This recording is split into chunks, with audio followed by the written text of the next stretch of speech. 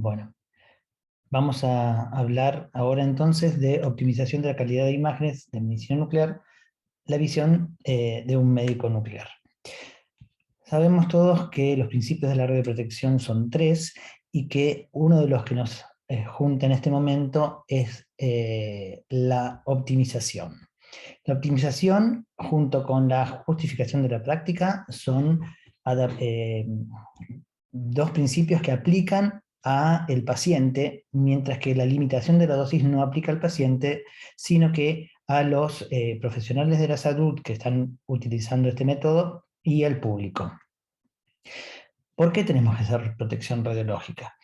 Porque lo que queremos nosotros es evitar la aparición de efectos tisulares y limitar la probabilidad de aparición de los efectos estocásticos. En lo que es estudios diagnósticos, vamos a aplicar los principios ALARA, que son tan bajos como sea razonablemente alcanzable, para que logremos estos dos objetivos. A diferencia de esto, cuando hacemos tratamiento, vamos a usar esos mismos dos objetivos, pero además tenemos que asegurarnos la ocurrencia de efectos tisulares en el órgano blanco, que es el que queremos tratar. Tenemos que generar efectos tisulares en ese lugar. Para eso vamos a cambiar el principio, y este es el principio AHASA, que es tan alto como sea seguro administrar. Y acá es donde vamos a empezar a ver que no podemos trabajar los médicos y los tecnólogos solos, sino que tenemos que trabajar junto con físicos médicos, dado que tenemos que, por ejemplo, hacer dosimetría interna. Hay que tener en cuenta cuando estamos trabajando que todos los estudios que hacemos nosotros no son gratuitos en cuanto a radiación. Tienen una dosis efectiva por cada procedimiento, y en radiología los procedimientos tienen alta tasa de dosis. En medicina nuclear hay una variabilidad muy importante en los diferentes estudios, y también de acuerdo a qué protocolos estamos utilizando. Fíjense, cardiología, cómo varía la tasa de exposición y de dosis efectiva que van a tener según el protocolo que vamos a utilizar. Y también podemos comparar un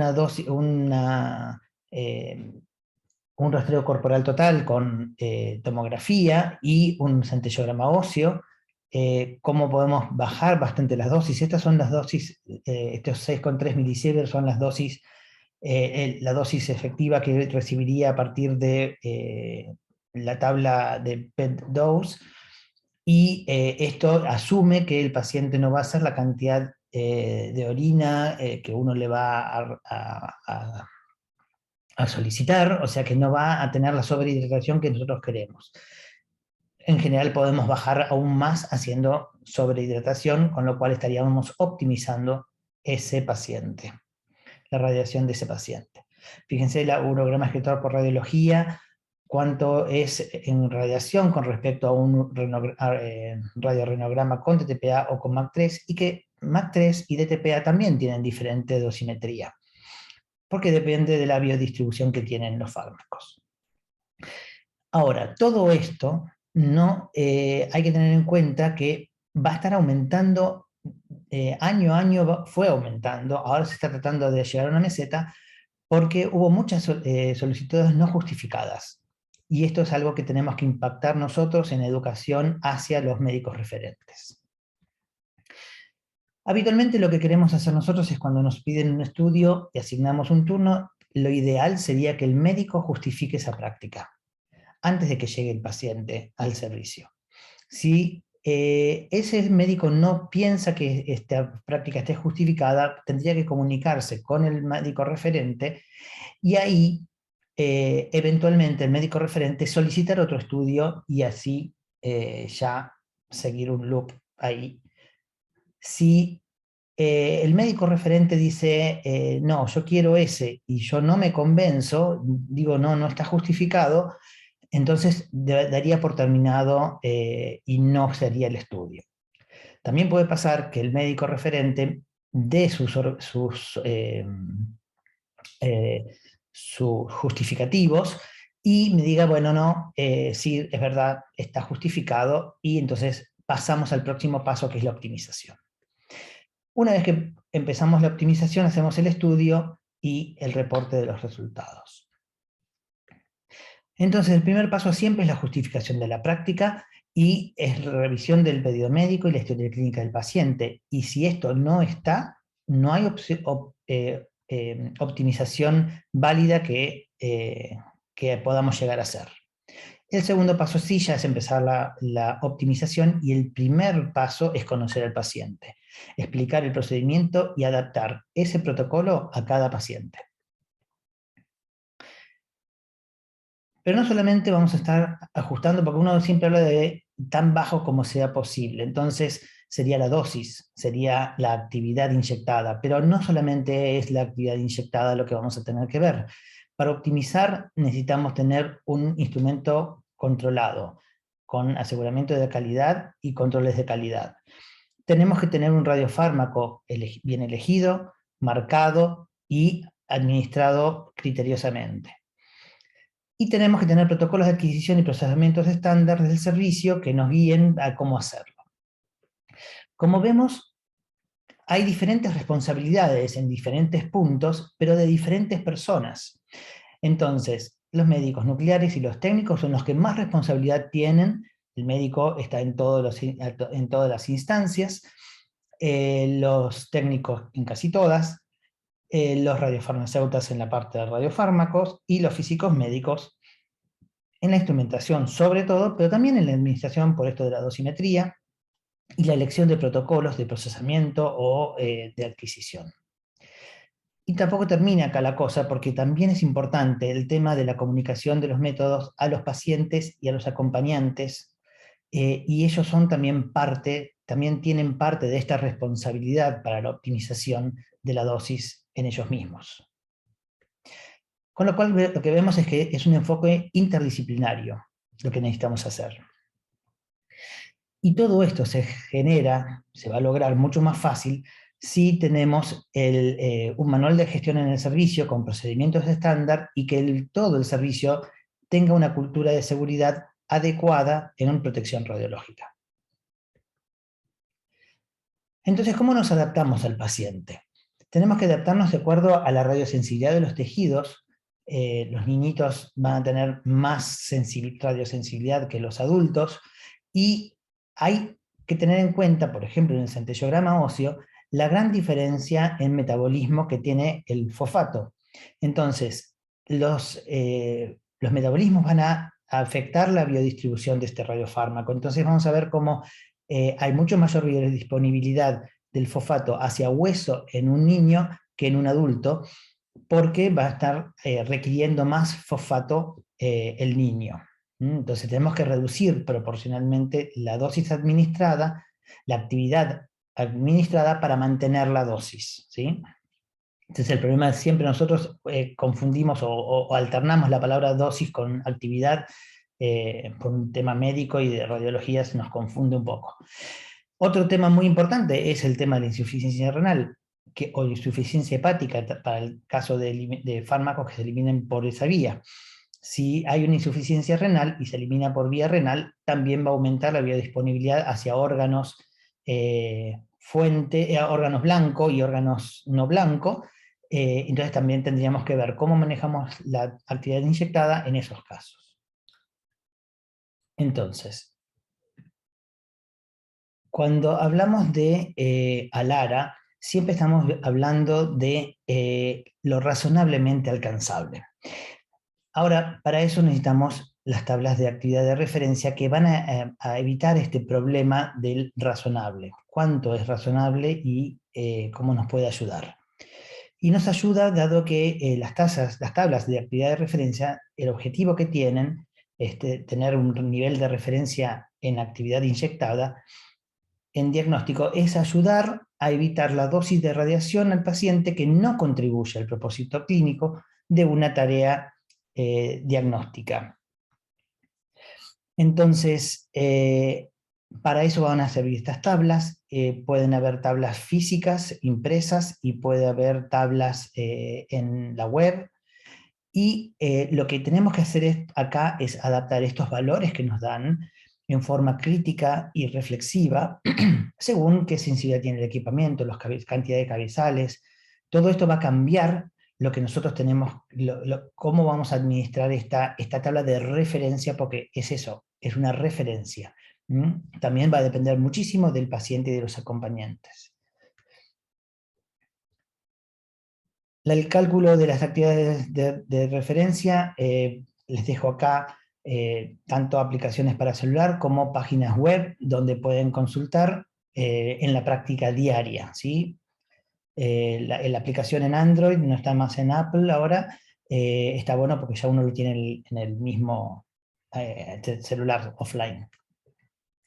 Entonces, lo que tenemos que hacer es aprovechar durante la adquisición, aprovechar la actividad inyectada. Vamos a realizar imágenes de flujo y precoz, es decir, vamos a agregar imágenes de 3 fases, realizar radiorrenogramas cuando nos piden cistobiografías indirectas. Estamos utilizando la misma actividad inyectada para hacer 2 estudios, o la devolución para estudios de cuando nos piden reflujos gastroesofágicos, por ejemplo, o cuando nos piden estudios planares, realizar algún tipo de SPECT si lo necesitamos. También hay que aprovechar la técnica de adquisición, respetando los parámetros y la técnica acá que tenemos en las guías, hacer las imágenes accesorias, utilizar técnicas que generen la mayor, usar estas técnicas que generan mayor dosis críticamente. Por ejemplo, imágenes de transmisión o imágenes SPECT-CT. Ahí tenemos que ser más cuidadosos en el momento de su elección. Importante como para ejemplos de estos, la distancia fuente de detector. Obviamente, cuando no tenemos buena imagen, perdemos resolución, perdemos efectividad del estudio, no estamos optimizándolo al estudio y no tenemos una salida correcta en cuanto al informe. Con respecto al movimiento del paciente, cuando el paciente se mueve yo no puedo detectar bordes correctamente, entonces tampoco va a ser ni específico ni sensible un estudio que esté movido. Entonces es muy importante el tema del movimiento del paciente. En los tiempos post-inyección, si yo quiero evaluar correctamente una estructura, tiene que tener buen contraste. Para eso tengo que respetar los tiempos post-inyección de cada metodología, de cada protocolo diferente. Y, por ejemplo, en este caso de una chiquita con cólico, que podemos ver tranquilamente en un radiorrenograma que este riñón está obstructivo y la curva así lo dice, por más que el paciente ha salido a orinar, estas bajadas son cuando van saliendo a orinar, pero vuelve y sigue reteniendo, y el otro riñón está correcto. Cuando lo hacemos el mismo día, al finalizar este estudio le hacemos el centellograma renal y vemos que hay una retención en la pelvis, estamos seguros de que eso es porque el paciente está obstruido, entonces necesita más tiempo este riñón para poder evacuar. Fíjense que la cuantificación me da 56%, y si yo lo espero al día siguiente, va a lograr eliminar esa captación, y entonces ahí va a tener una cuantificación real. Eso también es importante, tener los tiempos del paciente, de evaluar críticamente lo que le pasa al paciente para poder tener un resultado correcto, porque si no, la calidad de la imagen, que en sí como calidad de imagen es buena, tiene buenas cuentas y demás, calidad médica de informe no tiene. Entonces eso es importantísimo. Para la adquisición, en cuanto a agregar estudios de SPECT-CT, es importante seleccionar en qué momento vamos a agregarla. Esto le va a generar mayor dosis al paciente, con lo cual tiene que estar justificada la utilización de la TC, de la tomografía computada, para, como fue el caso de este chiquito, con un divertículo de Meckel que no estaba en el lugar habitual y que estaba en un apéndice retrocecal ascendente. También esta cuestión de generar estudios de rastreos en los cuales nos aparecen imágenes que no sabemos qué son, ¿sí? O dónde están, para saber exactamente o cómo lo vamos a categorizar en el informe, podemos usar imágenes de transmisión que nos van a ubicar que estas imágenes son, por ejemplo, contaminación en el pelo, detrás de la oreja, o que esto de aquí en realidad era una contaminación en su vestimenta. Entonces, es muy importante tener en cuenta estas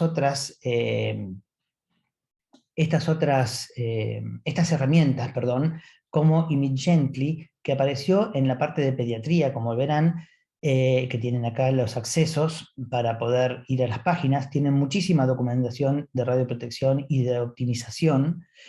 Como ImageGently para pediatría funcionó muy bien, empezó a usar, apareció otra ONG que es ImageWisely, que es para adultos, y después apareció todavía Choosing Wisely, y en los cuales estos van a generar muchos documentos que son importantes para la práctica diaria y para la concientización de los momentos que estamos irradiando a los pacientes.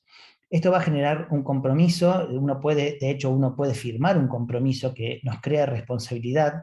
Yo lo firmo todos los años, tanto en ImageGently como en ImageWisely, y eso, el firmarlo uno, genera esa responsabilidad de mantenerse en el compromiso de hacer radioprotección.